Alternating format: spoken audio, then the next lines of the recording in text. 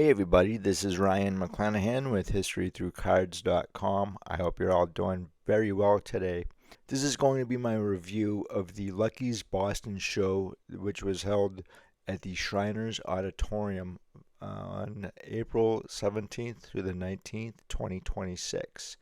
And I showed up at 9 o'clock and the line was out the door, and it actually went quite smoothly. In fact, I didn't really have too many problems.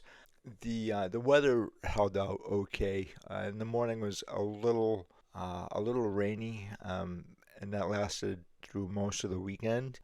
The entrance here, as you can see, that's the main entrance, and it's actually a large space. There's about 300 tables that I'm aware of, and this is actually the second year of the Lucky Show at this location. Now, this actually isn't my home show. That would be the Greater Boston Card Collectors Convention that's held in November, the GSBCC. That's usually held in late October, early November, and that is actually a really, really good show. And I've gone to that one for almost 30 years now, probably over 30 years. But this Lucky Show has been here for 2 years. I think it was okay. I know a lot of dealers that actually don't like the promoters here, from what I've heard. Obviously, nothing in writing. It's just from what I've heard from other dealers that they're not really fans of the Lucky's promotions or the promoters for whatever reason. And I didn't really speak to any of the promoters here, which I should have. But again, I don't really want to go up to them and say, hey, like, I've heard problems here and like what's going on. So, I just want to be respectful. And I said, you know what, there's too much going on at this show for me to be problematic. We're all supposed to have fun in this hobby. So, uh, as you guys can see here, there is a concession stand. I did not partake in any of the hot dogs this time or anything there. It was kind of my fault that I really didn't drink enough water either. And, well, I think one of the problems here was, and again, it's my fault, that I was so engrossed in actually looking at cards and doing deals. At some point, I just kind of lost time. And so I didn't really, I had breakfast, but I didn't eat the rest of the day and I didn't drink anything, which I do not recommend anyone doing.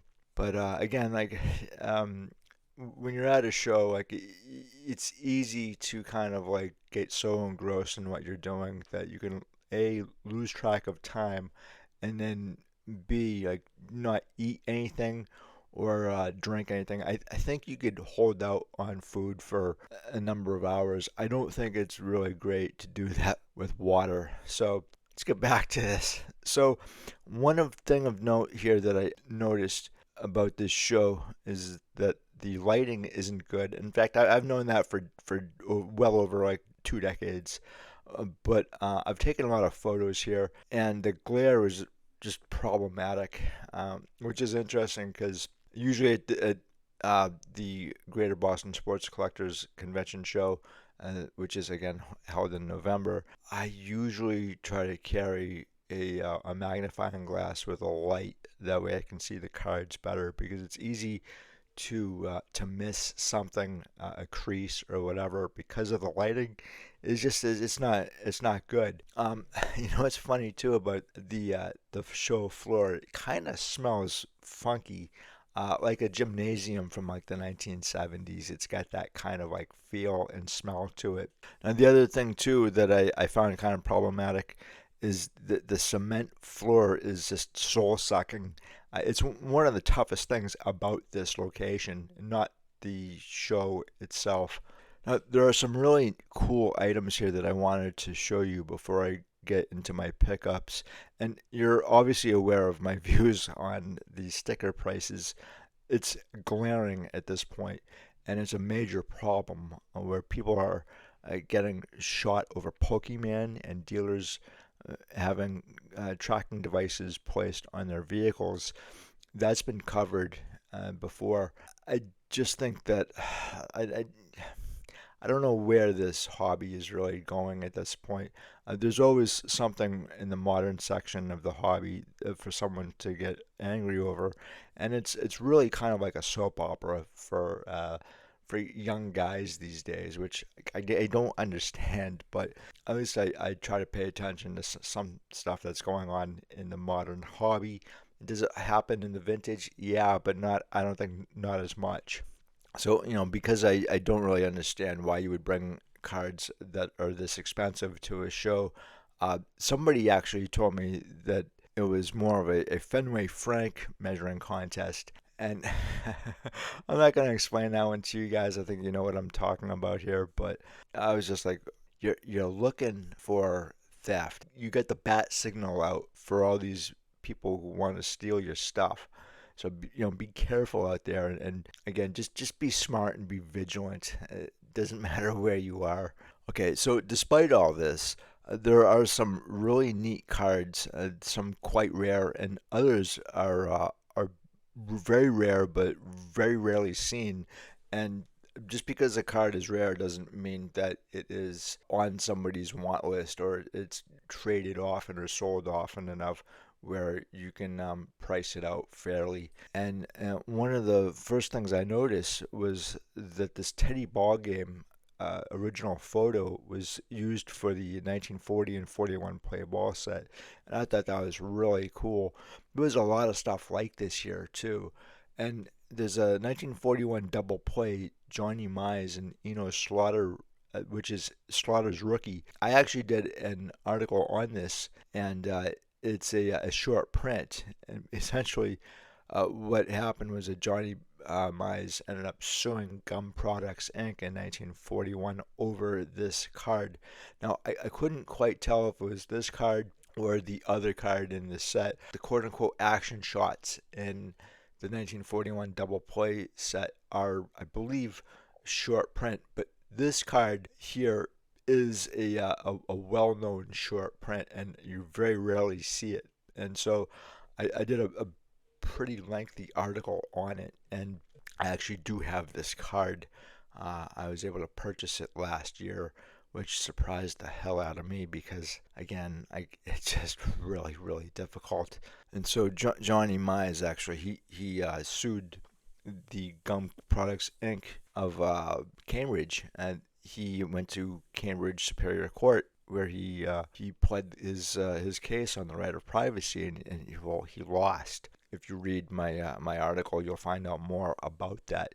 It's one of the first right of privacy cases that I'm aware of during the era, and this really wasn't taken seriously until the early 1950s. And then right next to it, there was a 1941 double play Benny McCoy. That's also his rookie. And I did an article on him as well and this card. And it's a different story altogether with him being, I think, the first bonus baby.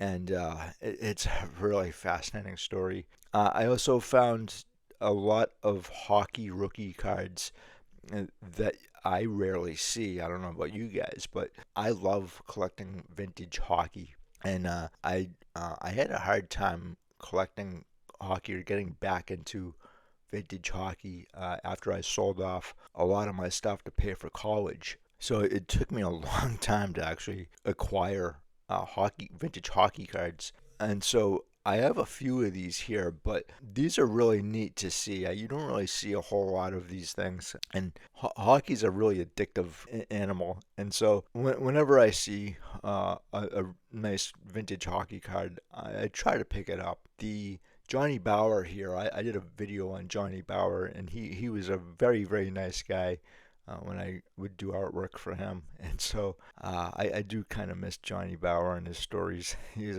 a good guy. And then the 1955 All-American Sports Club. This is Bob Cousy.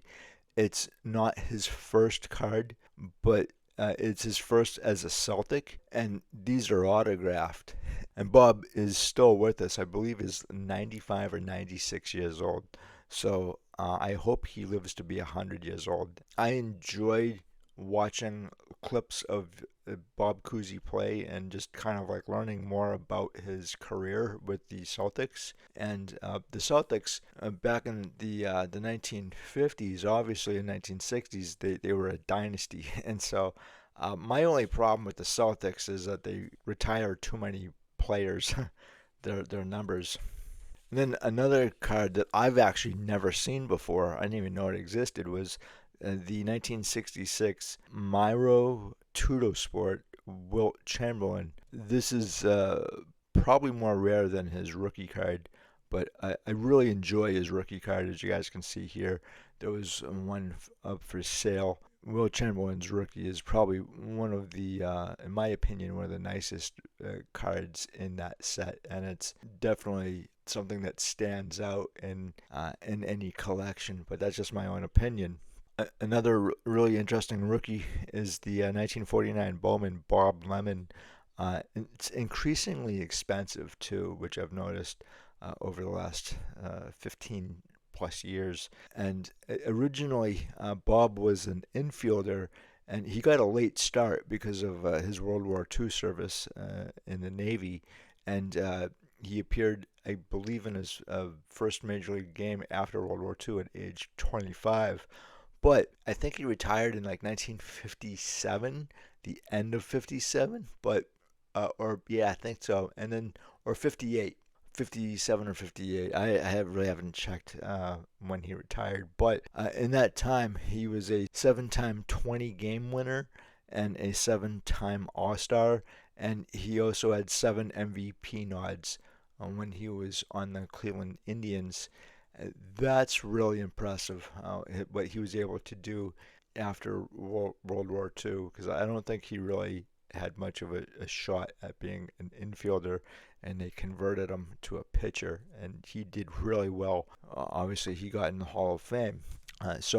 This particular card, like, I don't see it often, but I did see, I think, two examples, and they were both pretty expensive. Another card that I would love to add to my collection is the 1935 National Chickle, number one Dutch Clark, and he is a member of the 1930s All-Decade team and one of the initial Hall of Famers from 1963. And so I I've never really seen this card in public. I've seen it online, but this was awesome to see. It's kind of steep. I'm not gonna lie. The 1935 National Chickle, it's a beautiful set. I don't have any in my collection, but I would love to add this. We'll see. You never know what you're going to come across in the hobby. So the first game of the Seattle Mariners ticket, this lady had a few of these, in fact, and I didn't really understand the significance of this until she had told me that it was the first game of the Seattle Mariners. And the Mariners were actually created through a 1970 lawsuit, which I'll get to at some point because it is really fascinating what happened between the Brewers and the Mariners and the Seattle Pilots back in 1969, 1970. I'm sure there's a book or two written about that, but I'll get to it at some point. And we start to see a lot more 1952 Topps Mickey Mantles, as you guys can see here. I saw a bunch of them, in fact, and it kind of begs the question here, is that card actually rare? It's very popular, I understand that, and everybody and their grandmother wants one, but is it a rare card compared to this Roy Campanella here, which I never see this card. It's very very rare that I think I've seen maybe two or three copies in like 30 years, and then the Jackie Robinson as well. I do see a few more Jackie Robinsons than I do the Roy Campanella, which is a very nice card too, by the way. But they all three of them are great. Even if Mickey Mantle did not have a great career, that card would still be among everybody's want lists, I think, just because it's a great image. And I've actually done a video on the 1952 Topps Mickey Mantle here. And a lot of people say it's his rookie, but at this point, like, I don't think you can credibly say that it's his rookie because he's got a 1951 Bowman. So then they go to say, well, it's his Topps rookie. Well, okay. I mean, still, it doesn't really make it his rookie card, but it's still a very, very nice card. And really, I think it's a card that defines the 20th century, especially the 1950s. You know, Topps 1952, they are a defining hobby set from that era. They're one of three. So I would consider the three defining sets of the 20th century to be the T206, the 1952 Topps, and the 1933 Gaudi set. And then this was an interesting card here. The 1973 Panini Championi dello Sport George Foreman rookie. This is a great little set. I have two cards in this set. The photography in it is really eye-catching, I think, and it's kind of like a little bit of a plain set too. But I believe this set came out of, I can't exactly remember the city that it came out of in Italy, but Panini goes back to like 1954. This set has a lot of great Hall of Famers and rookies that you don't really see often. And obviously, like George Foreman's in the set, but you also have Jack Nicklaus's rookie. Oh no, it's not his rookie. It's his second card. Nicklaus's rookie would be in like the 1971 Barrett Gold Flake set, which is another really neat set. And this card right here is the 1889 Old Judge Jim Mutry, and he's actually the founder of the New York Metropolitans, later named the Giants. Really, really interesting card. Think I've seen like one other. Obviously, the price tag here is $1,000, but I had to take a photo of it because it's not something you see often. And you know, I'm not entirely sure if Jim Mutry should be in the Hall of Fame as a founding member of the New York Giants, but he is a very interesting guy, so I wanted to show that to you. And then there's a 1951 Topps Ringside set, which is always great. I love the artwork in this set, and there's a lot of really great Hall of Famers in this set too.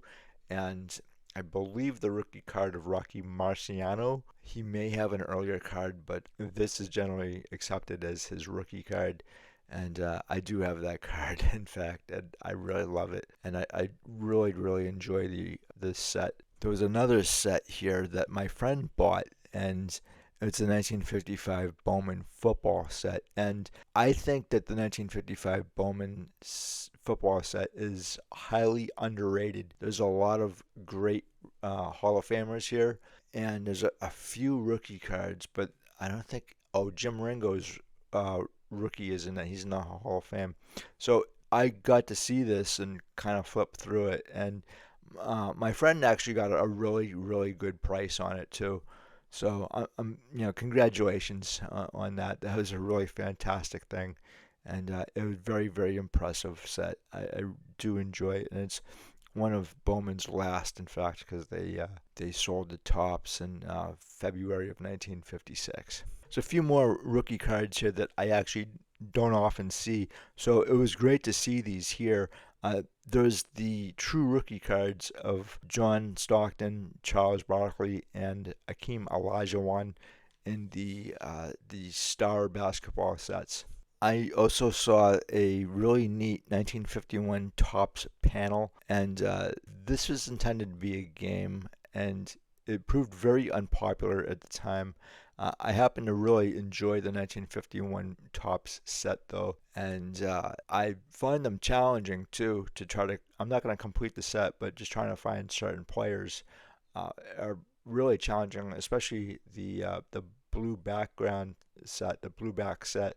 There's a few players in there that I'd like to add to my collection. This year, Yogi Berra, he's the number one card in the Redback series. And it's a great card too, and I'm a big fan of Yogi Berra. The 1950 Topps felt backs, Doak Walker here. These are rarely seen, at least I don't see them. And so it was really cool. They're very small. They're very, very tiny. They're I don't think they're as tiny as the 1930 Bagura chocolate set, but those are like thumbnail size, and so these are a little bit bigger. This might be Doak Walker's rookie, and he had a very short career. He only played for 5 years in the NFL, and he's a Hall of Famer. There are a few Doak Walker cards that I really enjoy. The 1950 Bowman, which is the number one card in the set, and I also like the 1951 as well.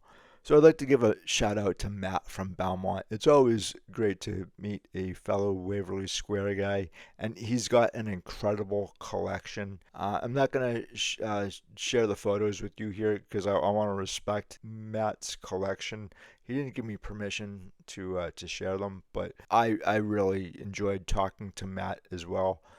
So Matt, thank you very much for showing me your collection and talking with you.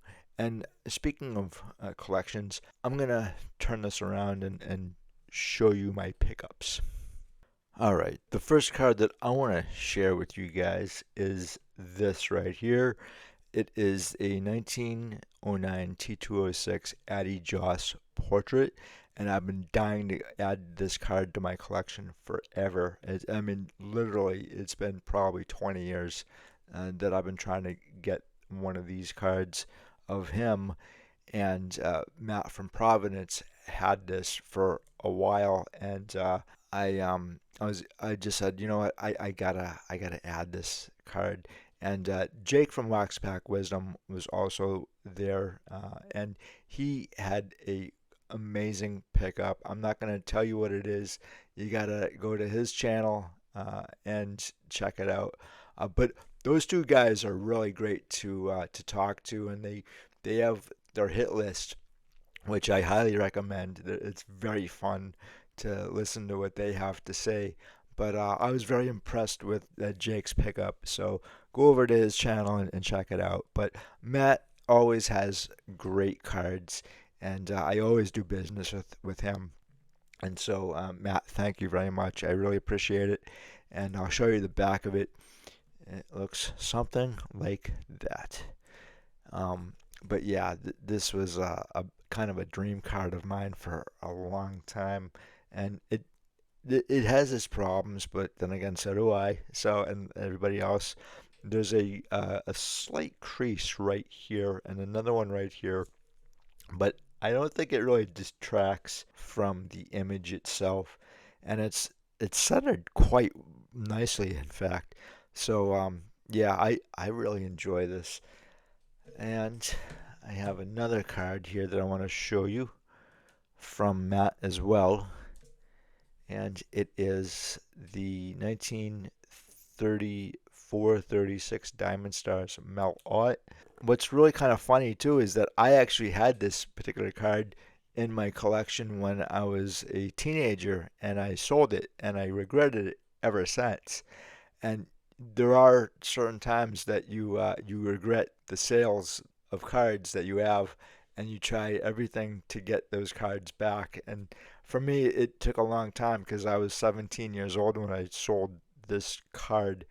Uh, I forget who I sold it to. I think maybe another dealer, but afterwards I was just like, why did I do that? That was stupid. And it was a very nice card too.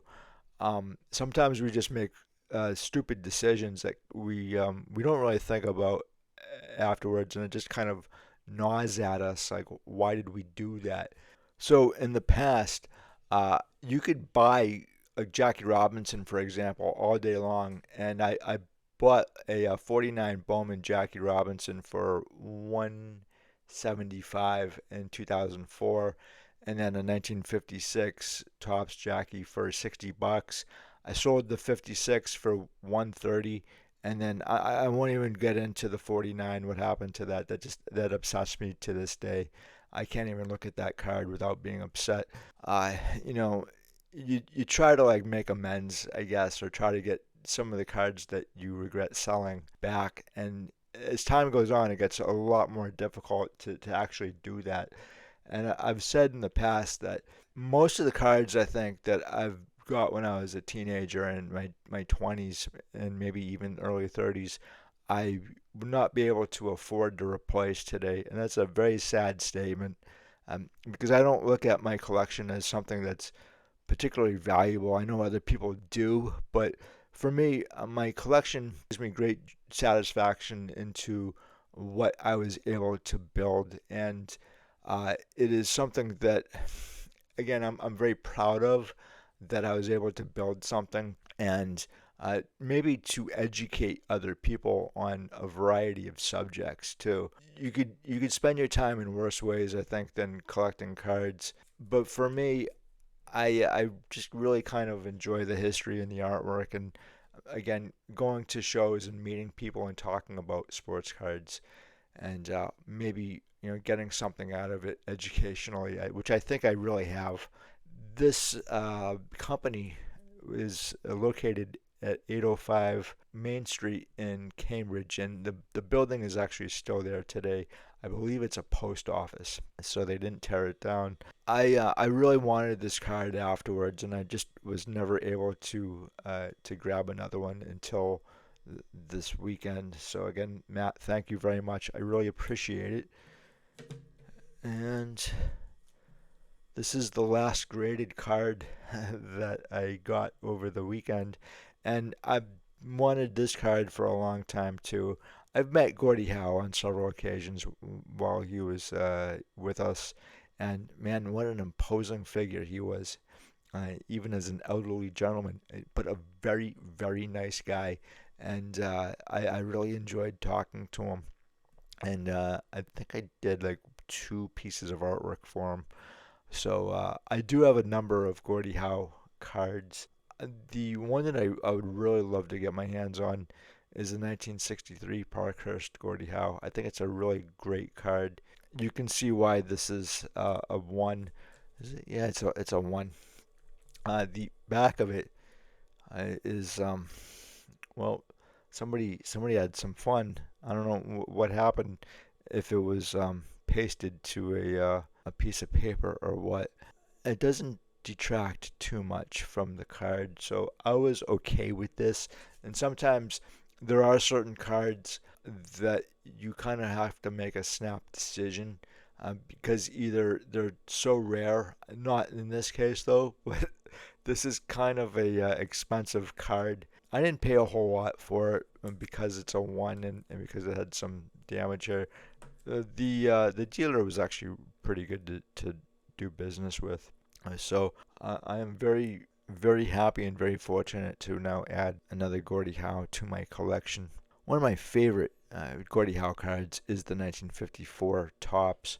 I really enjoy that card, but it's just the expense, and I'll probably go into that set at some point. I have every Hall of Famer in the 54 Topps hockey set except for Mr. Hockey here.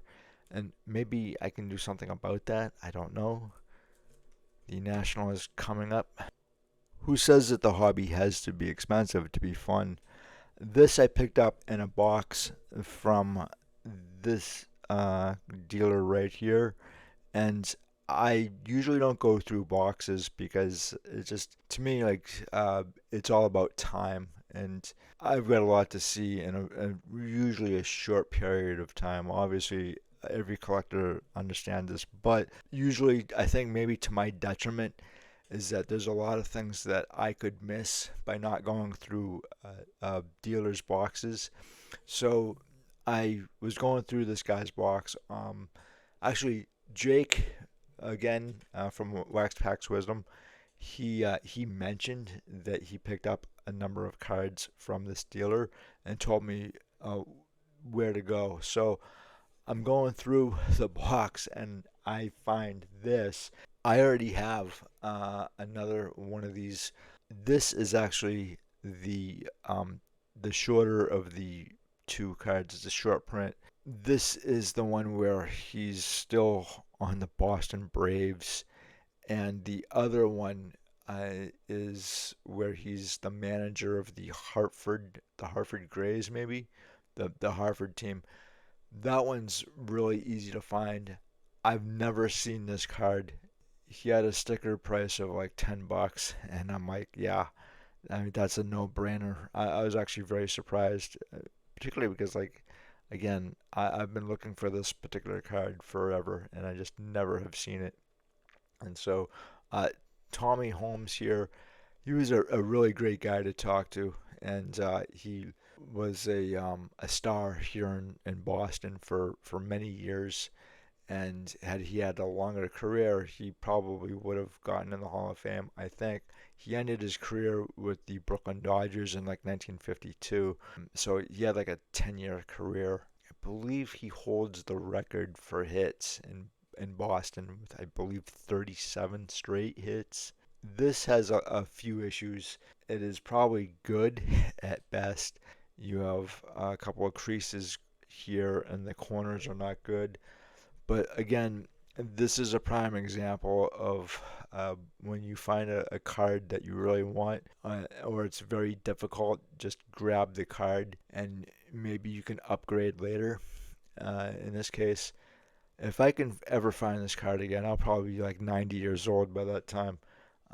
The way things are going with me here, I don't think I'm actually gonna be able to find another copy. So I'm fine with this card right here, the way it is. I just want an example sometimes too of a player or a specific card. So that was really interesting. And then in the same box here, I picked up a George McAfee. He's in the Hall of Fame. He had a relatively short career, as really don't come across this card. He's got a 1948 Bowman as well, which find a lot easier, I think.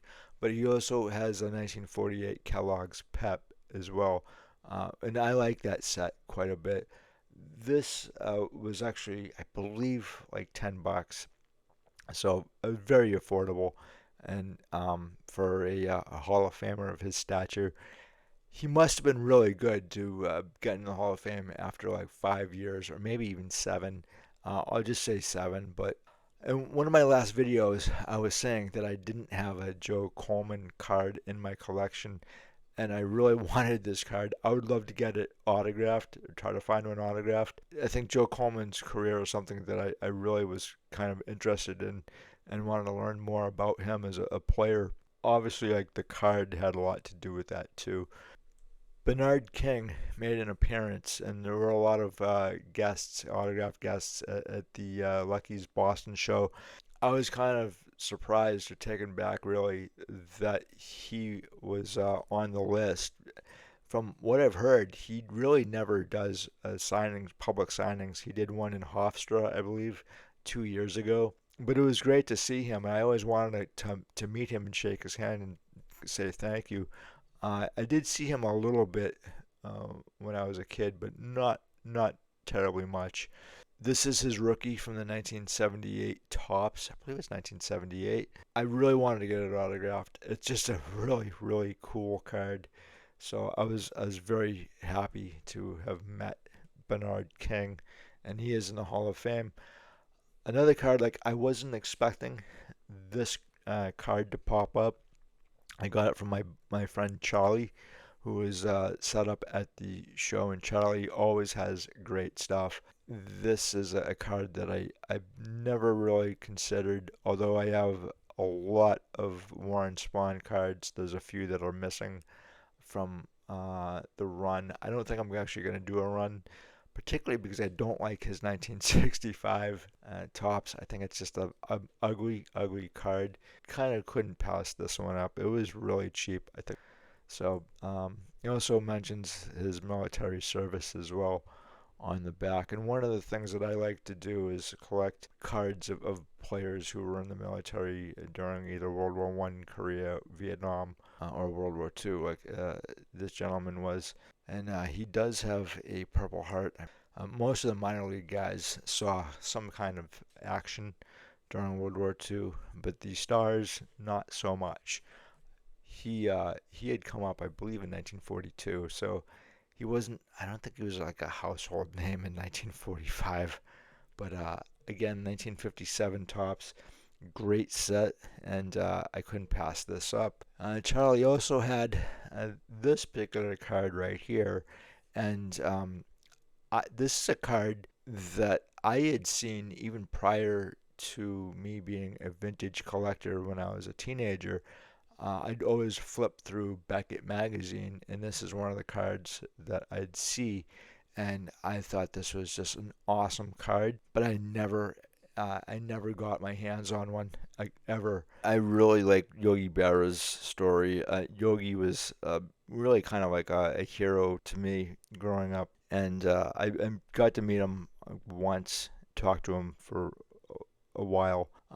Really nice guy too. I mean, everybody says a lot of good things about Yogi Berra, and one of the things about Berra too, outside of baseball and outside of his military service, which I think he opened up more about as he got older.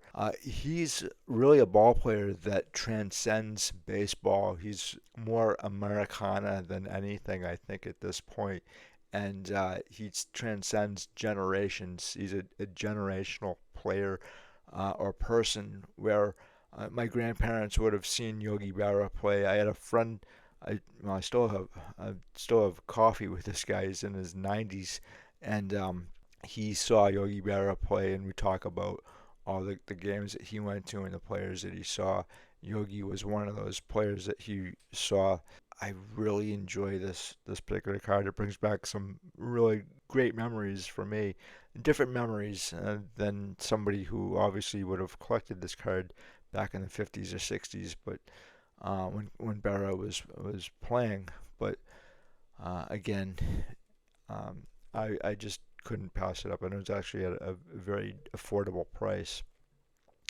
Another card that I picked up was this 1953 Bowman Larry Doby, and I remember when Larry Doby was inducted into the Hall of Fame, and it to me it seemed like a terrible omission over the years that he wasn't inducted in, and because he was the first Negro Leaguer, black ball player in the American League, and his story, I think, and his playing career, I think, were overshadowed by Jackie Robinson. There are a few other Larry Doby cards that I want to add to my collection. I would love to get my hands on his 1949 Bowman, but in the meantime, I was very happy with this card here. I have a few others of his. Again, he is so underrated as a player and in the hobby too, which to me is kind of criminal. And then another card that I picked up was the 1957 Topps Nellie Fox, and I already have this card. This is an upgrade, and the upgrade is the fact that this card is centered 50-50, which is quite difficult, and you don't really see too many 57 Nellie Fox cards that are centered this nicely. I still have to do a video on Nellie Fox. I've been promising forever, but he was a tremendous player. And I remember when he got in the Hall of Fame in '97, I believe his widow accepted the plaque because he had passed away in 1975. Really a great player, and Ted Williams also advocated for Nellie Fox to get in the Hall of Fame too. It was just long overdue, I think, and I'm gonna get to that video. Another card I was looking for is this 1956 Topps Richie Ashburn. I thought this was a great card. This card actually has gone up in value a little bit more than I expected over the last couple of years. I do like the 56 Topps. I'm not sure if I like it more than the 55. Again, like it depends on the player and the image and what's going on here too. I'm not entirely sure what's going on with the gray and the white stock. I think one is maybe a second printing. Obviously, it has to be, but I'm not sure if it's the first or the second printing. So, to me, it doesn't really. I'm not concerned about that at all. Sometimes, again, you just want the card and the player for your collection, no matter the condition. The condition on this one's actually quite nice too, so I was very happy with that. And then I was able to add this card. I don't often see 1969 Topps For whatever reason, I don't have too many in my collection. The 1967 tops, for example, I see those in just amazing condition compared to like the 68 tops and the 1969 and 1970 tops. I find a lot of times that those are off center quite a bit. But this is actually Bobby Cox's rookie, and I don't know if he has any other cards until like the 1980s or 1970s, where he does have a number of cards. So I was really thrilled, and I did see this in this gentleman's box too. Here's the 69 Topps Alkaline, which I really like the image on this card. I think it's really great.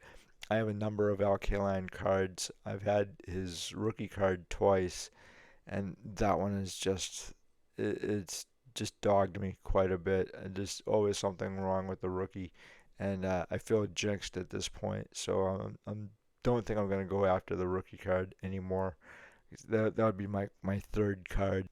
This one I thought was actually really nice example, and it was really quite affordable too. That's another card I got from Charlie. Thank you very much, Charlie. I appreciate it. And then this was not on my list at all. I do have lists of cards that I want to pick up, but usually those lists, I can usually kind of throw them in the trash, and I usually forget about them. The 1962 Topps Carl Yastrzemski here. This is quite nice. It's very well centered, I think, and the corners are really pretty sharp. I'm gonna be kind of controversial here. I'm not the biggest fan of Carl Yastrzemski. I I think he was overrated except for 1967 and then 1968. I've heard a lot of stories about Yaz, and I've met him a couple of times, and I don't want to be really negative here, so I'm not gonna share anything here. I'll keep it to myself.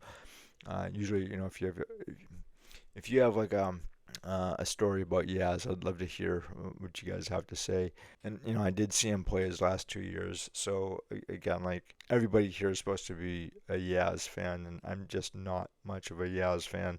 I do like this card though. I like it quite a bit, and I've never actually owned a 1962 Topps Yaz. I never owned his rookie until quite recently either, so that's probably just my own bias, not being a Yaz fan. And the other thing too I want to mention about these cards, in particular from 1962, the 1987 Topps set was a commemoration of this particular set because it was the 25th anniversary, and a lot of baby boomers absolutely love this set.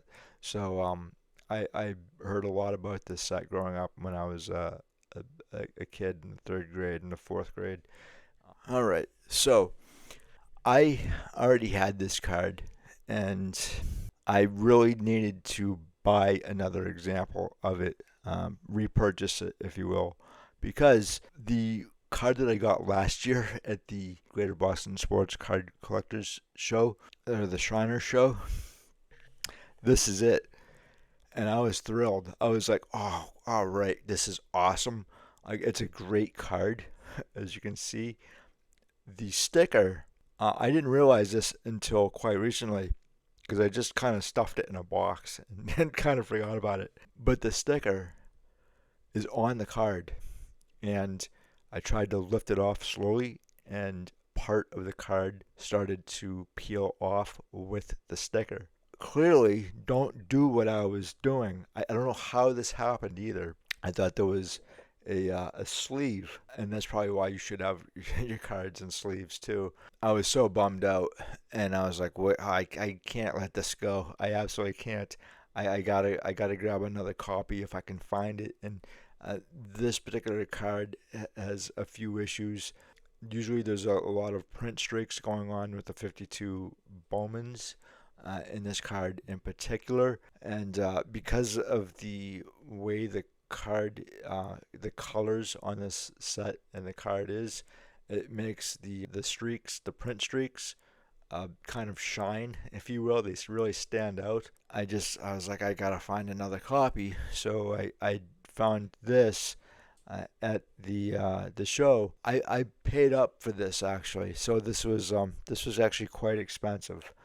but it was something that I actually had to do. I didn't want to be tossing and turning thinking about this anymore. I wanted to put it to bed. Don't make the same mistake that I did. I'm certain that that was my mistake and not the dealer. I don't think it was the dealer's fault at all. I think it was mine, and I paid for that mistake. But this is actually a very, very nice copy, which I'm not going to get this graded at all. I have my issues with the grading companies right now, PSA in particular. I have a huge problem with, because the 13 card lot that I put in to PSA back in November at the Shriners show, I still haven't gotten that back, and it's been, what, 6 months, right? So I mean, that's ridiculous. You would never tolerate that if it was your car going in for like an inspection, or going in for some kind of repair work. I don't understand why people put up with this, tolerate this from a company like that, where you're getting your cards graded, and I think that affects the value too, as well, among other things. So another card that I've been looking for forever in the 50 Bowman football set is Max Speedy's rookie, and he's a recent Hall of Famer. This card you could find all day long at some point in time. This is actually a very sharp copy. I kind of thought that, like, yeah, I can get this card anytime, just like a 1956 Jackie Robinson. Not true, by the way, anymore, right? So, certain cards that you'd think you could get at any point in time, even if you sold them, you could go and grab them at any time, and just certain cards you just cannot do that anymore. And this one I really haven't seen often in the last maybe 5 years or so. From what I've heard about Max Speedy, he was a very difficult person to get along with, a very difficult player, and that's what kept him out of the Hall of Fame for such a long time. Is it true? I'm not sure. You're getting the information from secondhand or even third-hand sources, not from Max Speedy. He's no longer around. He was a World War II vet as well. I believe the Army Air Corps. This is his rookie. He also has a 1951 Bowman, which I do have.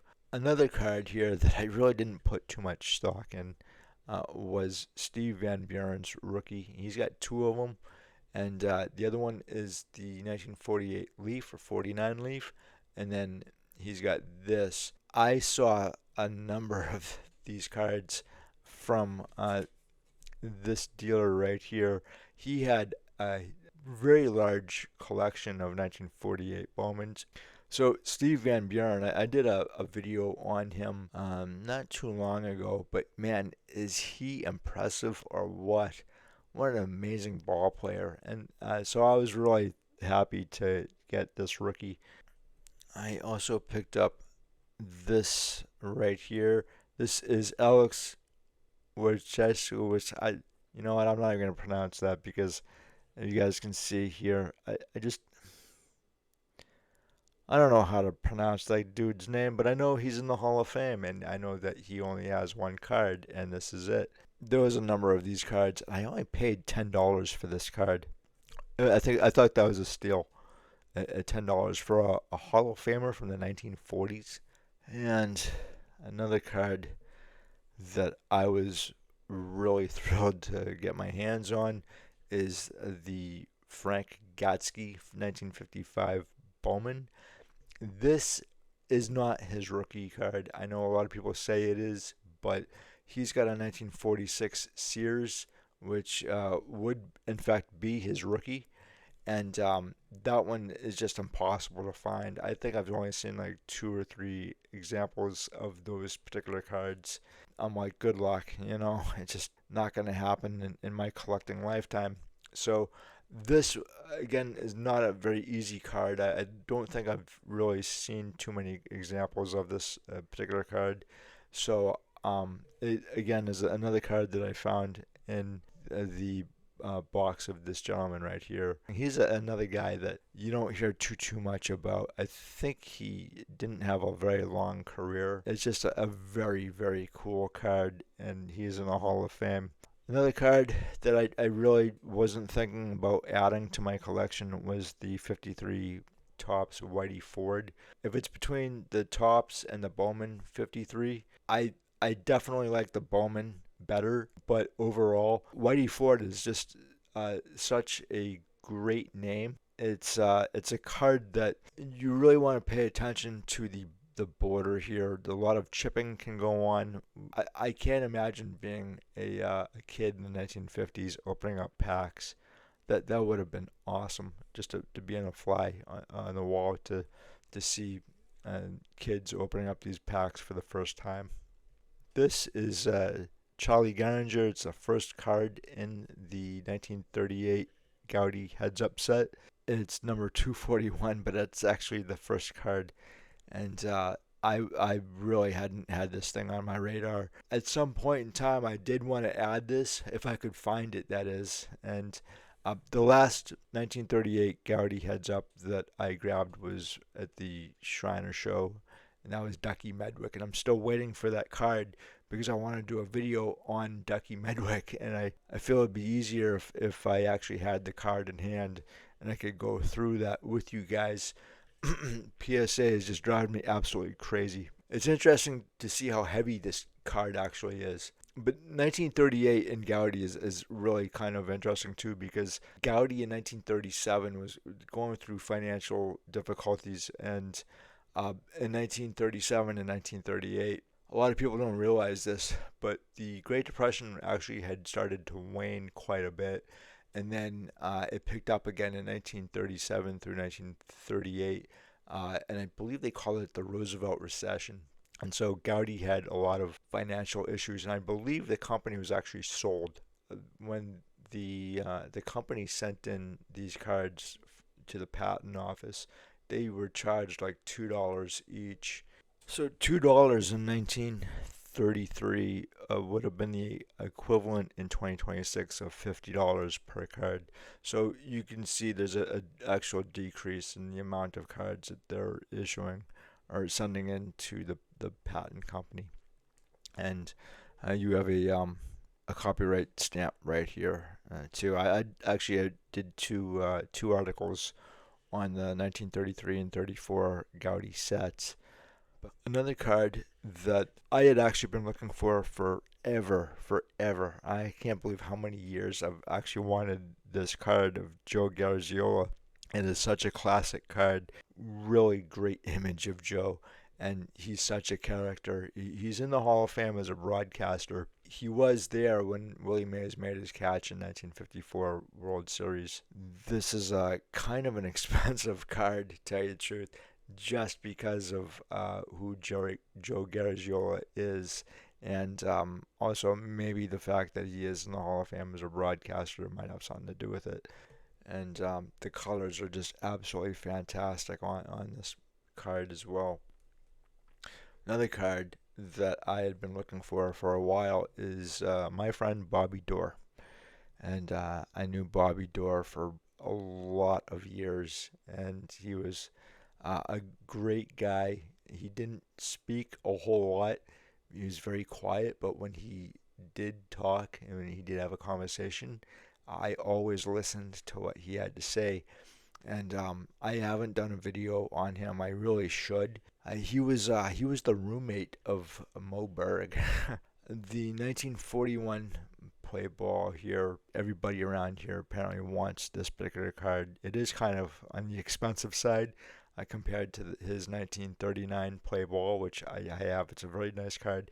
And obviously the 1938 Gaudy Heads Up, which I was able to add to my collection in last year's national. So again, guys, I always tell you, I never say never in your collecting pursuits. And I picked this up from, again, the same gentleman, and I wasn't expecting this at all. This was really, really surprising that it was in a box, and I was kind of like, do I buy it? Because it was like $7.75, and then he gave me actually a very good rate on this card.